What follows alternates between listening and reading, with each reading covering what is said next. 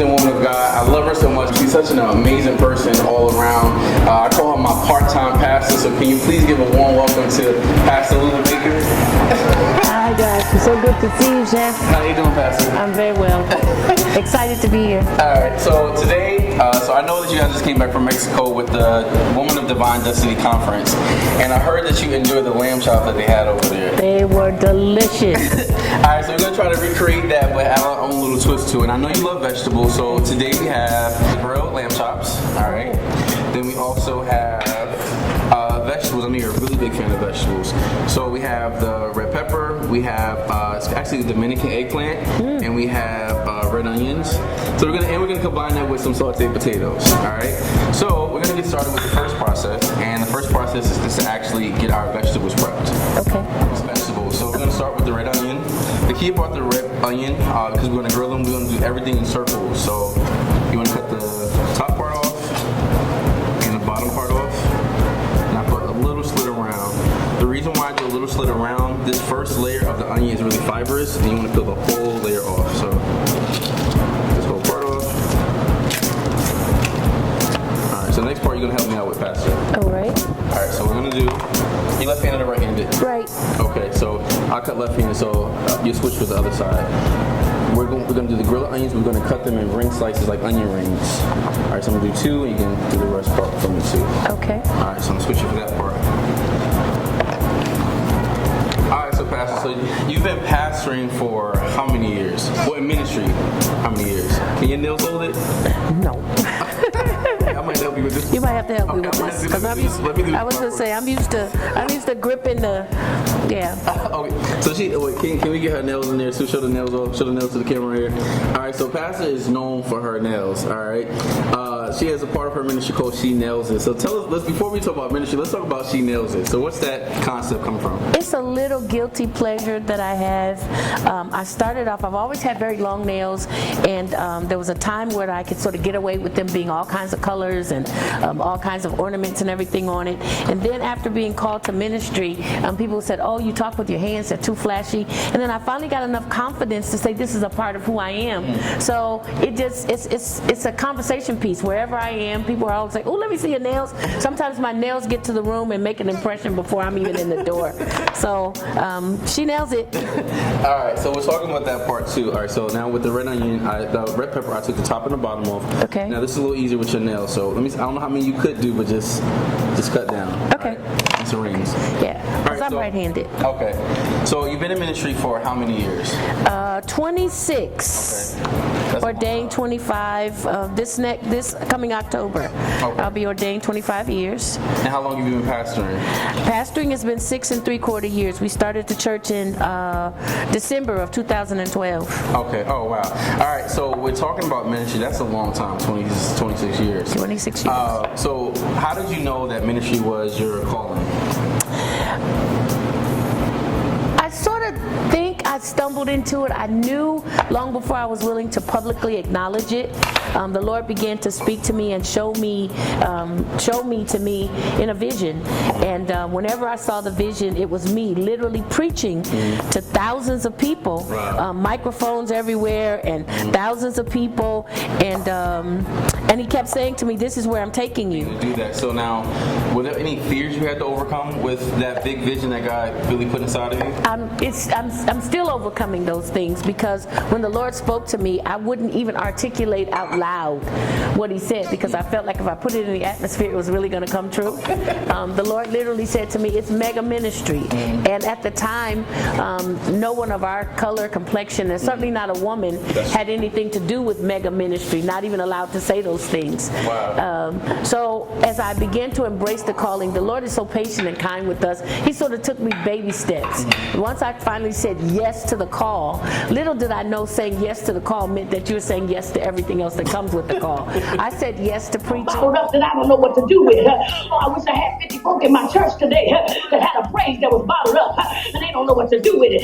Somebody said I got a praise and I just gotta let it out. It's a praise in me. It's down on the inside and I tried to hold it.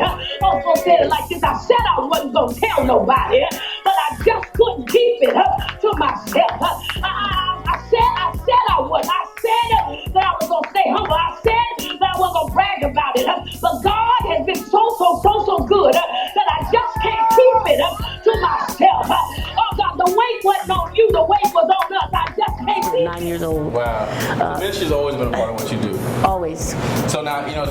since you talk about the aspect of mega ministry as well as women in ministry. So with women in ministry, how do you feel? You've been impacting women in ministry, because you've been doing it for 26 years when it really wasn't popular to see women pastors. So how is that? How do you feel like God has used you in a way with women in ministry? First of all, I literally never knew that God was using me or calling me to pioneer. Wow. I never set out to pioneer, wow. but I was the first in so many areas in the state of New Jersey, in the state of Michigan, and other places that the Lord would send me, especially when I got here, Connecticut, and going to different churches and in different places. The Lord would use me to open doors for other people. Wow. And at the beginning it was a novelty. Everybody wanted to know, well, who's this lady, that's going to come and preach, and how's she going to preach it? Does she have a real word? And those kinds of things. When you come, like, listen, I never heard her preach before. I heard her preach when I was maybe like 14, and I'm like, oh my God, who is this lady? Yeah. And most people would do, like, they sort of size me up and look at, I was sort of always known for some kind of hairdo, some kind of nails, and some kind of high heel shoes. I love shoes. So, even that would be all that you would see. And I could feel people sizing me up, like, what is she going to be able to do? And the moment God lets me open my mouth, I just allow the Spirit to flow. Wow. All right, so we'll take a break from there. Going to go back to that topic. So now we have the lamb chops. Okay. So we have lamb chops, and we have some of my products that I use. I have a garlic oil that I use. You can find this on my website. I also have a meat essence right here that we're going to use, and we're going to use some cracked salt and black pepper. Okay. All right. So now the first thing we're going to do is with the garlic oil. The garlic oil, this is oils that are infused with oils. I have a couple different products too, but the good part about this one is when you start to use the product, when it hits the heat, you start to smell all the aromatics with the herbs and the garlic in here. So first thing we're going to do is we're going to pour some right on top of the lamb. Okay. All right. Generously or sort of sparingly? A little more than that, though. Okay. We won't be stingy. Okay. How about that? That's good. Okay. All right. The next thing we're going to do is add on our meat essence. So all we're going to do is just sprinkle it across. So I'm opening this side for you. Okay. And sprinkle it across. Nah, you gotta act like you anointed, Pastor. Come on now. Let's get a little more. A little more. I was going to say, are we doing both sides, or we just? Okay. The reason why I put the oil on it is because it helps lather all of the meat and so that everything stays. Okay. All right. So I'm no stranger to the kitchen. I might act like I am and don't let the nails fool you. I grew up in a household with people who cook for a living. so we're gonna turn it upside down. We have the fresh cracked pepper. So just switch it just like this. So I have the salt. Just go down the row. Oh, other way, Pastor, other way. Yeah, there you go. Oh, okay. There you go. It was giving me some resistance, so I didn't think that was the right way. So the reason why I like to use this is pink salt, and I use the cracked pepper.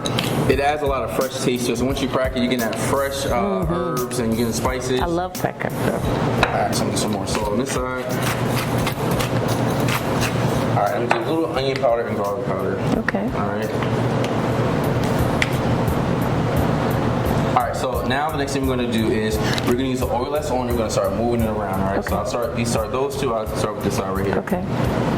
If you never heard Pastor Baker preach, I'm telling you, you're in for a real treat, because what I love about what you talk about when you preach, you come from a whole different perspective that isn't really quote unquote popular.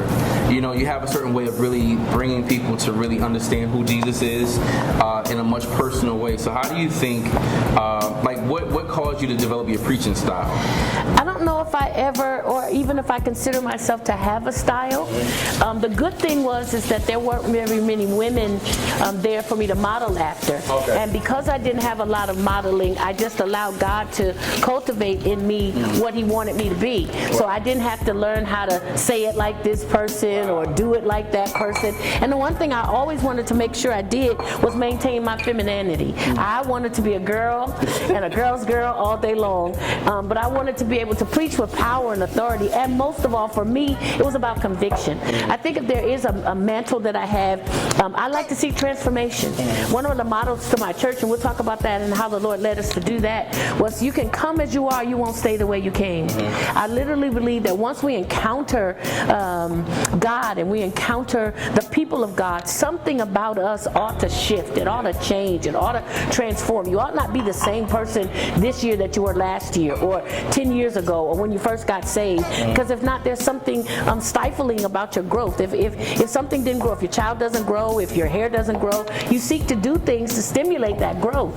And it's the same thing in ministry. And that's really a really great way of doing it. And what I love what you said too, going back to the whole ministry point, you never try to be anybody else but who God told you to be. Here, because they got cancer in their body. Somebody came in here not for a program, not for I gotta say, they came here for ministry. So since you're here, why don't you grab somebody's hand and just for 1 minute, let's just go to God. God, we thank you and we praise you. God, stir up a spirit in here. Release a power in this atmosphere. God, that destroys yokes, that lifts heavy burdens. Somebody that's got a bowed down head. Somebody right now, God, his heart is heavy. What I'm doing here is I have some potatoes. Okay. I'm going to blanch some. Blanching is when you basically par cook it halfway, and then we're going to saute it up inside the pan. Okay. So I'm going to add these potatoes in here and just put it on the stove for about like 5 minutes for potatoes, so that you don't want them to be overly done because we're going to saute them up again. All right, so next pass we have our vegetables, and what we're going to do is we're going to add them to the bowl. And we're going to like pre-season them almost. Okay. And add the oil, so we put them in the grill pan, it'll be ready to go. Okay. All right, so we're going to add some more of the garlic oil. All right. All right, that's good. All right. All right, so we take the garlic. And you make all those yourself? Yeah, so all of these products right here, you can find on my website, www.chefdeasencounter.com. I don't do a lot of sugars and salts because I know people have a lot of health problems. And I want to thank Pastor. So in January, the church went on a fast. Right. And they sold so many of these salad. I do salad dressing too. I take them to church. They pay my rent for the month of January. But I really appreciate that because I know with the fasting, sometimes it's hard to find stuff that you can really eat. And the salad dressings, I'm not saying because I make it, but I think it's really good because it adds a whole other flavor to what we're Yeah, doing. it changed our life. None of us now buy salad dressing from the store. We just call and make our order. But this I didn't know anything about, so I have to add some of these others Oh, yes, I have to garlic the oil. garlic oil. And, Fried batter. I also have barbecue sauces too. Yeah. And I have salad dressing. So I have salt, black pepper. it made a difference because some of my members, as well as myself, do have health challenges. My sugar is a little higher than it should be, and so many products have sugar added that you would never think of. So to have those, it really helped us because the church only fasted for 30 days. They acted like they was going to kill them, but I was on the fast for. How many days? I did the fast for 97 days. Wow. Wow. And you know what the cool part about the products is too, a lot of salad dressings with standard recipes, it adds a lot of oil opposed to the vinegar. So I balance mine out by adding less oil to mine because what happens is that's still the fat. Right. So Right. even though it is a salad you're eating with a salad, you had a lot of fat on it too. So that kind of changes the component of it too. So in this, we have the eggplant, we have some red onions, and we have some red peppers. And all we're going to do is just put it on a grill pan and grill them off. Oh, good. All right, so now we're going to go to the next part and we're going to grill the lamb chops. All right, so a couple things is really important. We're going to use a campfire stove. I use this a lot. It has powered by butane fuel. All right, so we have that part in there. Your hair is flammable, Pastor? Yes. No, I'll make sure you save. I don't want the members of Crusted to come crazy at me. I know. All right, so we're gonna heat the grill pan up first. These pans cost about $20. You get it from Walmart. Really cool because it may be wintertime, but you want to have that grill flavor to it, just a grill look, so you have a grill pan. To it. Okay. All right, so we're gonna do first to get our pan hot. Once our pan is hot, we're gonna sear our lamb chops. Then we're gonna add some fresh herbs to it, and we have some a blush wine, and we're gonna add the butter. So Pastor, I know some people have a thing about drinking wine or not drinking wine. So the miracle of Jesus turned water into wine. So saints, we're gonna add a little wine to it, all right? All right, so Pastor, I know you've been pastoring for 6 3/4 years. 6 3/4 years, all right? The year of 7 is coming. That's a big number. Yeah. So the thing I want to talk about that with ministry standpoint, how did you know it was time for you to actually go and actually start a ministry at church? I can't honestly say I knew that it was time. I just knew that God said that if I didn't move, that there were going to be some sort of repercussions behind it. I knew that I had outgrown where I was, and I knew that the outgrowing wasn't necessarily because it was a bad place. Not at all. It had taught me so many things. As a matter of fact, the way that I became more comfortable at knowing that God was calling me to shepherd my own flock is because He had allowed me to shepherd other people's flock. Wow. My name wasn't on the marquee, but God made me literally responsible for the lives and the welfare and the spiritual growth of other people. And not just in the local place that I was serving. Other people started calling me, said, I need to be away for 6 weeks or 6 months. Can you just make sure my church runs well and make sure the Bible school goes on and make sure that the pulpit is covered? And I kept saying, well, why is God allowing me to do this? And He's literally said, because I'm going to launch you into your own ministry. And of course I shrank back some. I was like, oh boy, because preaching itinerantly is one thing. It's like this. It's like today, I'm learning how to really sort of manipulate this meal. But if I were you as a chef, I would have to plan the menu. Today we're planning a meal, but I'd have to plan the menu. Where we're shopping. That's the yes, it does. I was gonna say it's already smelling good. All right, so what we're doing is we're just gonna grill all sides of it. So while this is grilling, we're gonna take some fresh thyme, all right, and we're gonna add it to the pan. So what happens is the oils that's inside of the thyme. So every fresh herb has natural oils in it. So once you put it to heat, it starts to really open up and it starts to move into the pan. Okay. Right? So place this around. But not on the meat, just around in the pan. Just so you can put on the meat on around. So I want to put on the pan. So I want it to open up. I want to basically, it's like opening up. Oh your yeah, you can smell the difference. You can smell it already. Fresh herbs into it now. Yeah. All right. Yeah. So Pastor, so now with starting your own church, like how did it? It has to be something really exciting as well as a fearful situation because like how do you get members? Like how do you determine like what do you want it to be called? Like so, what is the background process of really starting a church? It was the most unusual thing that I've ever experienced in ministry. We were in the middle of Hurricane Sandy. Everybody knew Hurricane Sandy. And one second, we're going to get those. This smells good. I ain't even interrupted. That grill more on there, Pastor? Yeah. All right, looks good, smell good. In the middle of Hurricane Sandy, and I was stacking pamper boxes. We were a FEMA relief center at the place that I was serving, and I heard the Lord tell me, go to my office. I go to my office. The longest story of the story is I felt the presence of God the moment I walked into my office. I closed the door, and the Lord said, it's time to pack, because I told you it was time to go. And I literally fell to my knees on the floor and said, go where? He said, and I said to the Lord, God, I've just been waiting for you. And the Lord said, you're not waiting for you. Waiting for me, I'm waiting for you. Wow. And the moment I said, okay, wherever you lead me, I'll go. 33 days later, we had a church with people with a logo, with a logo, with everything. And the first night we had over 300 people to come to the service. And that very night, 46 people joined the ministry. Wow. And my husband, who was the more strategic, financial, ideal person, said that if we can get 100 people to tithe and follow us, we can make it. And within 2 services, we had over 110 people. Wow. So now that's another part about it too with marriage. So how do you balance marriage and ministry too? Because you're all over. Like every time I call Pastor Baby, she's somewhere else. She might be in another city. Last week she was in another country. So how do you balance, still running ministry with your husband as well as you guys having a life outside of ministry too? It's literally a balancing act, and it's understanding boundaries. Some of the things that was very difficult for me, oh, that smells delicious. Some of the things that happened at the very beginning, the Lord called me out of itinerancy. I used to preach everywhere, all over the place. As a matter of fact, I've preached in 39 states. I've preached in 6 countries. And so I was really getting very comfortable with that lifestyle. And the Lord said when it was time to pastor, He said, no, I want you to come and feed these sheep. Wow. Not all over, not at everybody's table, not eating from everybody's, not feeding everybody. So it was a discipline act at the beginning, because at first I had to sort of put my pride and ego in check because the masses were still calling me. And the Lord is like, no, you're going to shepherd these people right here. And I was like, okay.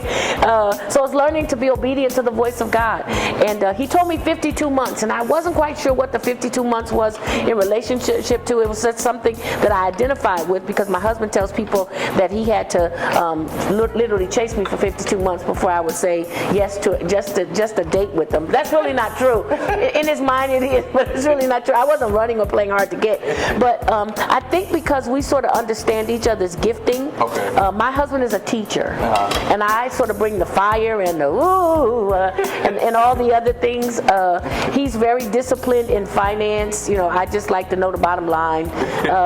So I think it works well because we both utilize, the giftings and the parts of us that are the best. My husband's actually been in ministry longer than I am, or longer than I have. But we definitely had a different ministry from the very beginning. All right, so what I'm adding here now is I make something called a compound butter. A compound butter is when you add certain flavorings added to the butter. So this is the garlic butter. What we added in here was chopped butter, some herbs, and we blended it together, and we actually shape it into a log. So whenever you want to add good flavor to it, you just pop it out the freezer, a compound butter, and now you see it melting on there. So now we have the aromatics from the herbs, we have the garlic oil that we use, we have the butter, and we have the fresh thyme, and it smells really, really good. It really, really, really does. All right, so if you see that, we're going to eat that today fast, all right? Yes. Yes. Man, it don't work, don't eat. So we work and eat at the Yeah, same we time. working and eat. All right, so Pastor, next thing we're going to do is start working on grilling our vegetables. Okay. Right? So what you're going to do is we're going to start with, you always grill what takes longest to cook first. So we would do the onions first, and the first, then the eggplant. Oh, okay. Right, so and we just laying them in here? Right on there. Okay. I would have thought the eggplant, but I guess because it's softer.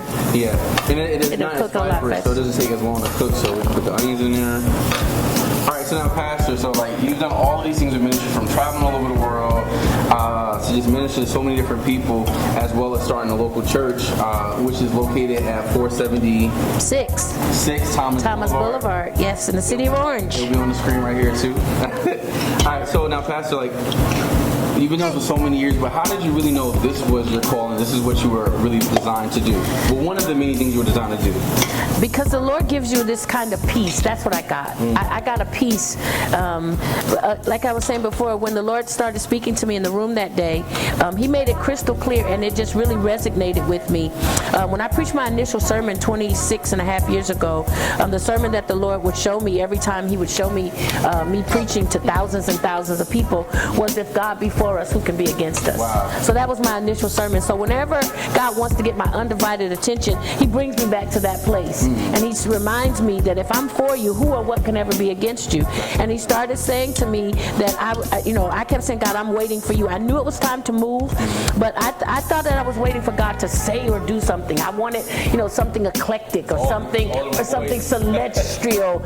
And the Lord is like, you know my voice. And when He made it crystal clear that I was no longer waiting for Him, He was waiting for me, the things came together so swiftly and so smoothly. I knew it had to be God. I never had an idea of what I wanted to call a church, what color it would be, where it would be located, what motto I would use for a church. I always knew, because I used to preach about that the Lord ever gave me a ministry that I could call my own, or that I could motto His word after, it would be, come as you are, you won't stay the way you came. Because people say, oh, this is the church that loves everybody. Well, I wasn't sure my church at the beginning was going to love everybody.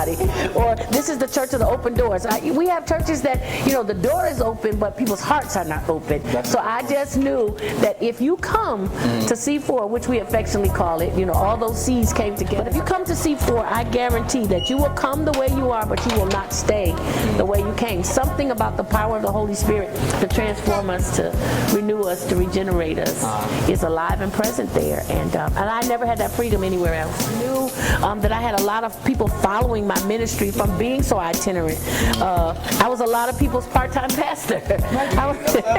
And this is before Facebook. This is before social media. This was just making contact with people and making an impact in people's lives. So when they got ready to be counseled, or they wanted to get married, or they wanted to ask questions about the person that they should be in a long-term relationship, or issues with parenting and those kinds of things, I was the person that they would come to. So I was really very strategic about not trying to market the ministry in a way that it was going to pilfer or pirate people from places that they were already. But I knew that God told me this. He said, I will You open the doors and they will come. And I realized that too. And you talked about a little while ago when it comes to like, God gives you a peace about whenever everything that you're about to meet. And anytime I've ever had to do something, or it was a new project going on, God gave me a peace about it. Like when I left my job for the second or third time, it was a peace about it. You know, because like, what about your medical? What about this? What about that? And sometimes too, the biggest part about that, when you truly hear the voice of God, you have to be so silent to everybody else. Yes. You know, because people start adding their own part to it, and they start adding their fears to yours. Right. And this fear don't even belong to me, because God already says that He's not giving me a spirit of fear, but a love, peace, and a sound power and a sound mind. So I think it's a really great aspect of things too, with just really kind of hearing His voice and then being obedient to what He's saying. And just knowing that, you know, your relationship has placed you in a place that you can trust God. Yeah. Because I had some of those inhibitions, like, okay, God, I'm at this age, and you're telling me to birth something. I birthed something in the spirit that I was too old to birth in the natural. Wow. The day I signed the contract, I was like, God, this is amazing. I'm getting ready to have a baby when I'm past childbearing years. So I felt a Sarah moment, and I felt that, yes, I did. I felt an Elizabeth moment, and you know, so I was really grateful to be able to not just hear the voice, but be obedient, and then to trust God. You have to trust what you know about God. So He, you know, because He doesn't give us the whole plan. He doesn't give us, you know, the whole panoramic view. He gives us one frame at a time and just enough light for the step we're on. And I just think it's so true, because I just look at my own personal life and just see how it's like, sometimes I don't know. Like, even too, like, I talk to my mom about it a lot of times. She's learned to just say, that's just Josh. You know, but I've become really serious about really hearing that voice, because it's very scary. You know, it's very scary to really not follow a plan. It is. It's to really just say, hey, yo, this what you want me to do? All right, cool, let's do it. Yeah, I had never been in a place in my life that I didn't have a job. Yeah. And I was like, even though I had left my secular work and went to work for the church, it was a consistent paycheck. Yeah. And I had some medical coverage. I was like, so if I start this ministry, you know, will they be able to afford to pay me? Will I have medical insurance? It's like, and people always said, oh, you have a husband. But he wasn't prepared to take on me not being able to add something.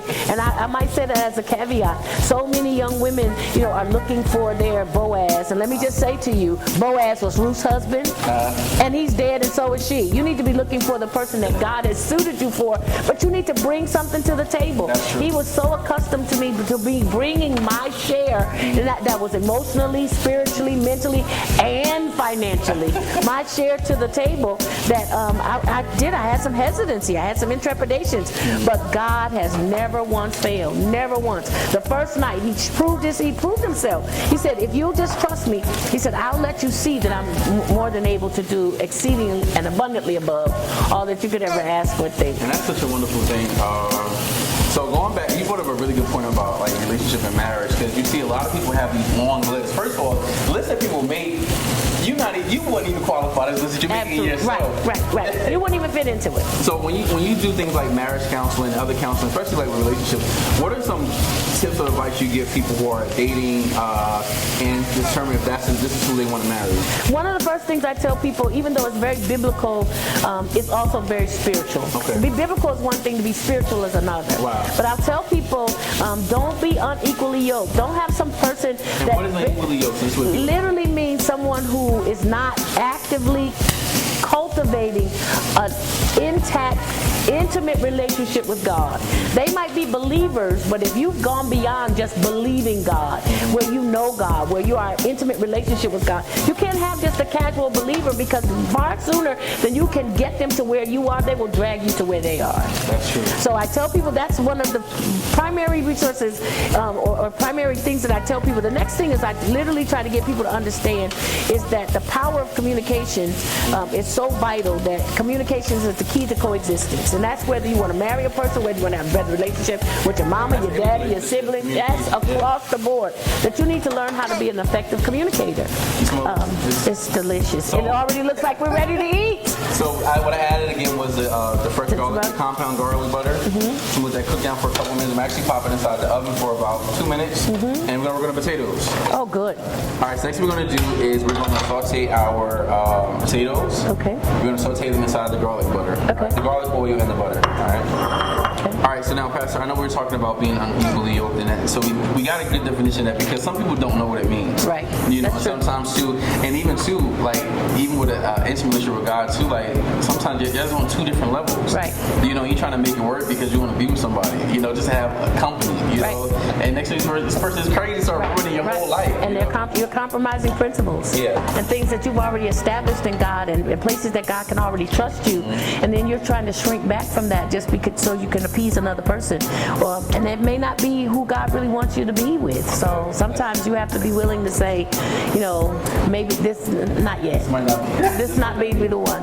The other thing that I really encourage people to understand is not just how critical good communication is. I try to get people to understand that you need to be a whole unique person before you gravitate towards somebody else. Yeah. A lot of people think, oh, this is a good fit. They make me whole. They make me. And one of the first things I tell people, even if I'm not, you know, even if you're not there for marital even if you're there for, you know, after the marriage and all those kinds of things, it's like, where did you lose you? Where did you lose you? Where is you in this process? Are you a whole unique person? Because 50-50 doesn't work. There's no such thing. That's a business partnership. And it depends on what area it is too. I think a lot of times too, especially coming from like a man's point of view, you're not always a dominant person in a situation. Right. You have to know how to really kind of balance out. That's with any friendship. You know, this may be the one you take the lead on. I may take the lead on this one. We might do it together. Right. You know. So how do you feel like with your marriage? How does that work with you guys when it comes to really kind of knowing this may be your strong point, this may be my strong point? I found it out through sort of like trial and error. I'm a very, very strong-willed person. If my husband was here, he would literally be able to co-sign it in more ways than I would care for him to articulate. I'm a strong-willed person, but part of my strong-willedness came from that I'm just strong in my spot, and I know what my spot is. I know what it is. I know places where that's just not my strength. For a long time, dealing with people in a very affectionate way, like the hugging and being, you know, that wasn't me. I'm like, hey, pull it together. I was more the tough love kind of person, even with myself. And then as I matured and as I grew, I started to really understand that two halves make a whole, but two wholes make one. Yeah. And it took me some time to understand that you need to be a whole individual without looking for somebody else to make up the slack. Because suppose they're in a season where the best they can give is 20%. That means you're giving 80%. Yeah, and you got to be okay with that. And so you have to be all right with that. I mean, not just like, okay, when is this going to shift? If it doesn't shift for a very long time. I went through a season, for 22 years, my husband had never, ever been sick. And then about 10 years ago, my husband got deathly sick.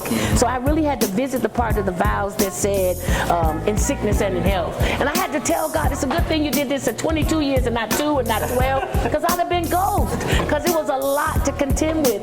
But I sincerely understood that he brings things to us in seasons when he knows we can best handle them. And that's so true. All right, so Pastor, with that being said, is this ready to eat? Wow. We're almost there. All right, so Pastor, what are some current projects that you're working on now? Like, I know you have a lot going on. So what's your itinerary like now when it comes to your plans that God is really leading towards now? Well, I'm finally learning how to compartmentalize my life.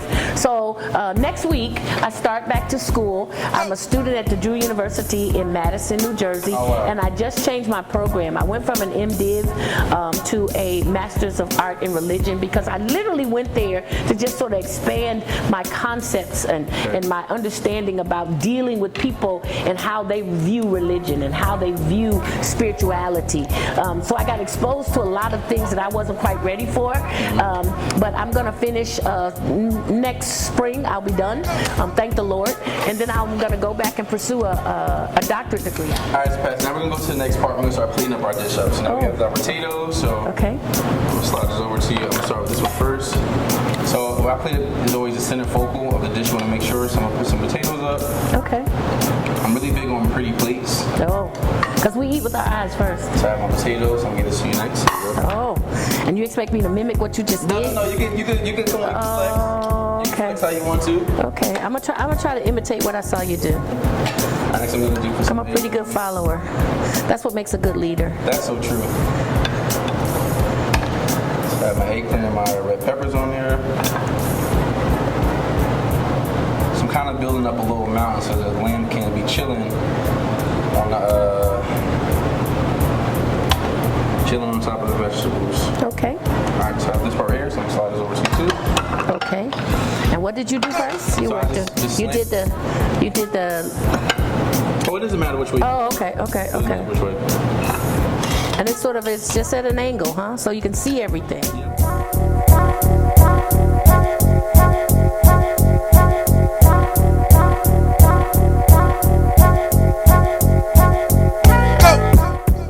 Now we're gonna turn it from $15 to $100. Oh, we're gonna drizzle. Okay, a little drizzle. Get on top of lamb chops.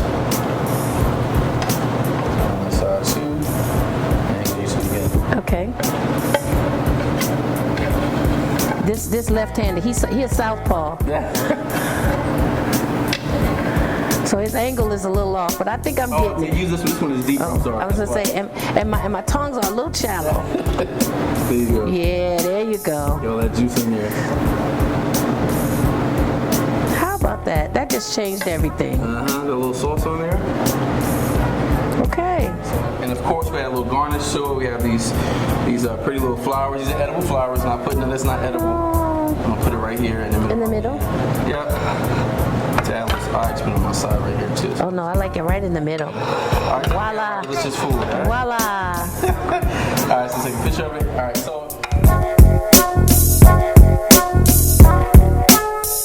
All right, Pastor, you ready to dig in? I'm ready. All right, so let's get in there.